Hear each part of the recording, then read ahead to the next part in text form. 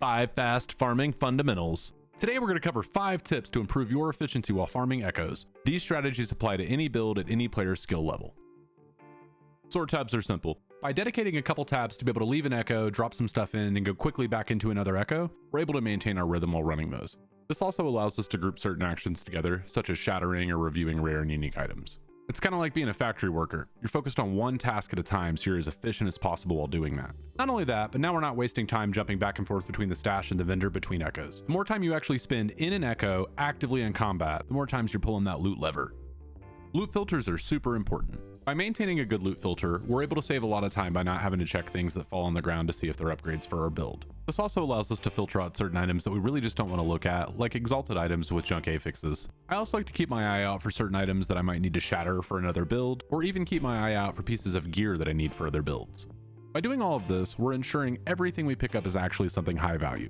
Remember, if you're using a build guide, you can usually grab a loot filter from that. Otherwise, you can import your character into Last Epoch tools and then grab a loot filter from there. If you plan on playing the trade cycle once Last Epoch officially releases, you'll want to expand your loot filter to include certain high value items. If you're looking for tips on how to best engage the player market once that happens, make sure to subscribe here because I'll be releasing some videos about that in the future. Movement speed is DPS. I cannot stress enough how important move speed is. The entire reason we work to increase our damage on our characters is to clear packs faster. By clearing packs faster, we're able to clear through more echoes per hour. In essence, we scale our DPS so we can clear content more quickly. And the time it takes us to travel pack to pack inside of an echo decreases our clear speed, thus decreasing our overall speed. By doing as much as we can to stack movement speed, haste, and other utilities like that, we improve our overall clear speed as we move through echoes, which improves our farming time overall. Modifiers on timelines can be tricky, but there are definitely some you might want to avoid. While a ton of the modifiers are going to give enemies extra health or dodge, technically making it slower to clear them, those aren't the ones that I'm super worried about. I like to avoid the ones that might do something like slow or chill on hit. It's not only going to slow me down for the duration of that echo, it's also going to slow me down the next echoes while that modifier is active. You also might want to stay away from stacking too many modifiers of the same type, such as health or crit strike avoid, as that can make the enemies unnecessarily tanky. Like I said, this can be a little tricky to manage, but if you pay attention, you can help smooth your mono experience. Pack size is fairly self-explanatory. Basically, we don't want to waste time clearing 1 or 2 mobs. You want to be moving through echoes at a good pace, clearing huge packs at a time. While this might mean leaving some stragglers or a couple small packs behind, this is not an excuse to not kill rares. You still need to do that.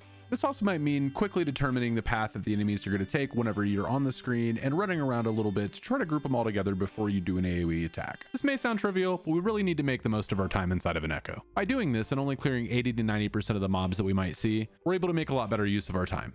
If you're able to cut 20% of your echo time down and the time it used to take you to clear 5 echoes, now you can clear 6. In summary, make good use of sort tabs, have good loot filters, move speed is king, pay attention to your timeline modifiers, and try not to sweat the small stuff. By making use of these tactics you've learned here today, you're going to be a more efficient monolith farmer. Whether you're going for a certain piece of gear, trying to get your blessings done, or generally just love blowing up big packs of monsters, you're going to get more done in less time. And in the ARPG world, there's nothing better.